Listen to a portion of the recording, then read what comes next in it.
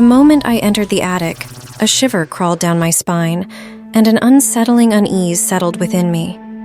It wasn't just the old wooden floors creaking beneath my steps, nor the cobwebs that clung to the corners like forgotten memories. No, it was the eerie presence that lingered there, as if the very air was charged with a sense of foreboding. I had only gone up there to retrieve some old family albums, something to reminisce about during the long weekend. But as my fingers brushed against the leather-bound books, they came to rest on something else. A small, dusty box tucked behind the albums. Curiosity getting the better of me, I pulled it out, my heart pounding in a mixture of apprehension and excitement. The box was a plain, nondescript thing, the kind you'd find forgotten in the back of a store. Yet, its weight felt heavier than it should have been, as if it held secrets that were waiting to escape. Slowly, I lifted the lid, and my breath caught in my throat. Inside were drawings, childlike and innocent at a glance, but upon closer inspection, they were profoundly unsettling. Each piece depicted a different scene, all of them drenched in a sense of darkness that seemed to transcend the strokes of crayon and pencil.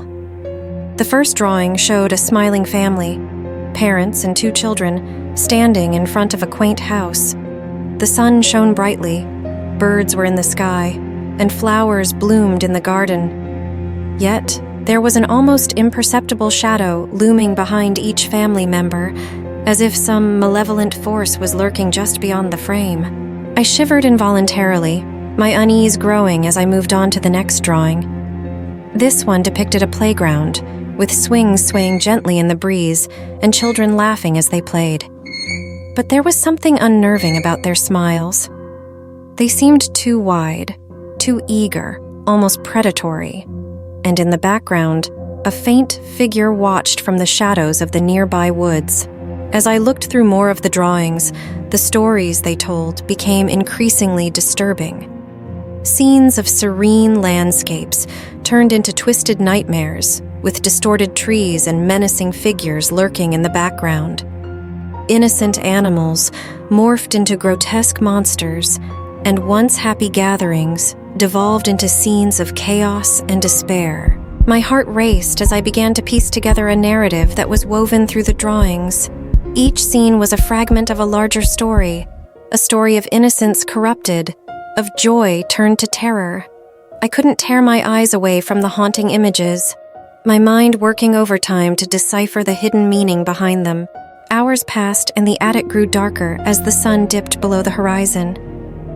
My fingers trembled as I picked up the last drawing in the box, a depiction of a solitary figure standing at the edge of a yawning abyss. The figure's face was hidden in shadow, but its posture radiated a sense of resignation, as if it had accepted its fate. A cold sweat broke out across my brow, and a voice in my head screamed at me to leave the attic, to abandon the box and its chilling contents. But I was inexplicably drawn to the drawings, as if they held some terrible truth that I needed to uncover. With a sense of dread, I looked closer at the last drawing, my heart sinking as I realized the figure's face wasn't entirely in shadow. 2 hollow eyes stared back at me, eyes that seemed to hold an eternity of pain and suffering. It was as if the figure was reaching out to me from beyond the confines of the paper, a silent plea for release. A sudden gust of wind rattled the windows, and the attic seemed to come alive with whispered voices. My heart pounded as the room filled with a sense of malevolence, as if the very air had turned against me. I dropped the drawing, the box falling from my hands as I stumbled backwards. The attic door slammed shut with a deafening bang, and I was plunged into darkness.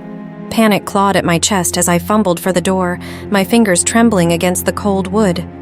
When I finally managed to wrench it open, I stumbled out into the safety of the hallway, gasping for air.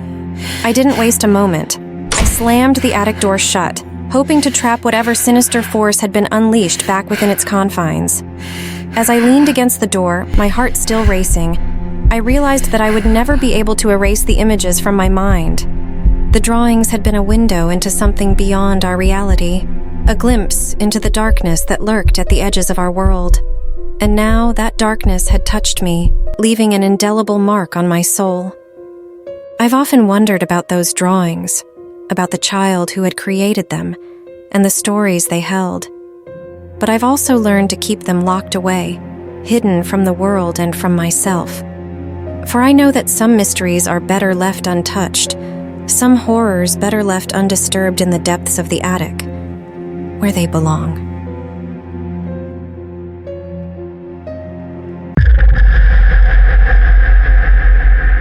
As a child, I was always drawn to art.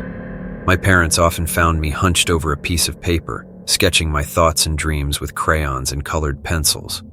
But there was one drawing that stood out, one that chilled my bones even as a grown-up. It all began in my old childhood home, a place that held secrets I was yet to uncover.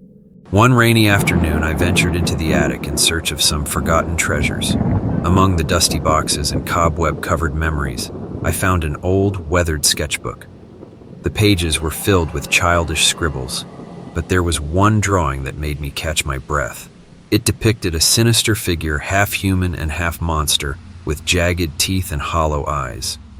Beside it was a caption, "The Watcher in the Shadows." I remember drawing it when I was around 7 years old. At that age, my imagination was wild, and I had a fascination with spooky tales. But seeing that drawing again after all these years sent shivers down my spine. I couldn't understand how my innocent mind could have conjured something so chilling. As weeks went by, strange occurrences began to unfold around me. Every time I stumbled upon that drawing, an unexplainable unease took over. Objects would move on their own, and faint whispers seemed to echo in the corners of my home. One night, I woke up to find shadows dancing on my walls, forming the same twisted figure from the drawing. I rubbed my eyes in disbelief, convinced it was just a trick of the light.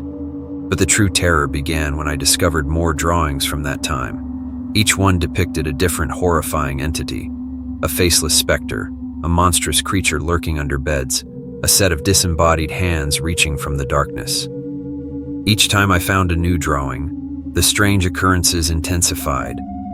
I'd hear footsteps in the hallway when I was alone, and chilling drafts would sweep through the house, carrying with them the faint smell of decay.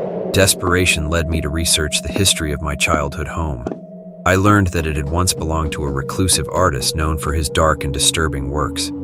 The artist's name was Evan Marlowe, and he had mysteriously vanished years ago, leaving behind a trail of eerie legends.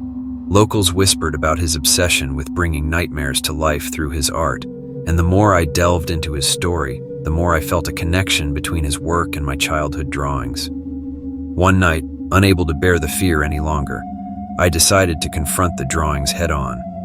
Armed with the sketches and a bundle of sage, I set out to cleanse my home of whatever malevolent force had taken hold. Standing in front of the drawings, I began to chant incantations, my voice quivering with both fear and determination. Suddenly, the air grew cold and the room plunged into darkness.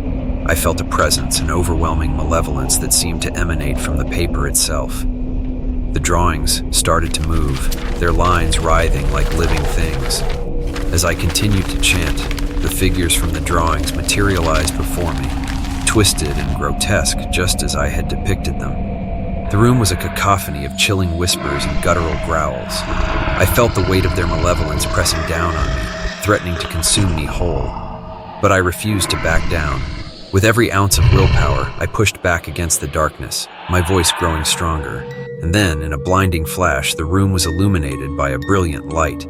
The figures screeched and recoiled, dissolving into the air like smoke.